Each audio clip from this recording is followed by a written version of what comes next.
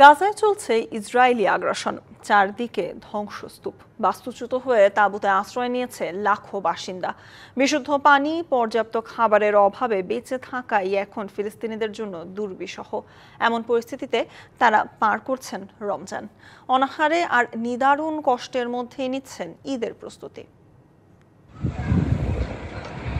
বিশ্বজুড়ে যখন ঈদুল ফিতরের প্রস্তুতিতে ব্যস্ত মুসলমানরা, তখন বিষাদের ছায়া গাজা জুড়ে। অব্যাহত ইসরায়েলি হামলায় উপত্যকাটিতে নেই ঈদের আমেজ। প্রতিনিয়ত বাড়ছে মৃত্যুর সংখ্যা, আপনজন হারিয়ে দিশেহারা অনেকে। 17 মাসের সংঘাতে আমি হারিয়েছি আমার পরিবারের অনেককে। ধ্বংস হয়ে গেছে আমার বাড়ি। ঈদ উদযাপনের কোনো পরিবেশ এখানে নেই।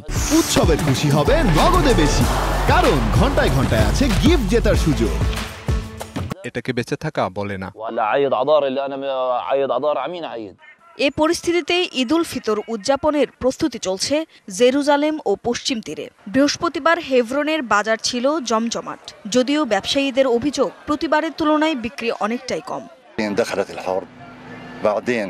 আমি 3 বছর ধরে জেনিনে ব্যবসা করছি। অন্য বছরের তুলনায় এবছর তেমন বিক্রি হয়নি। মানুষের কাছে টাকা নেই। আরব দেশগুলো থেকে এখানে সফর করতেও কেউ আসে না, এমনকি আশেপাশের শহর থেকেও আসে না।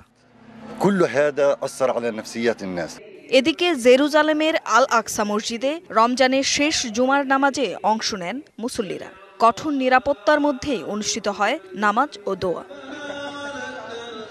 Tumpa Tarafdar, DBC news desk.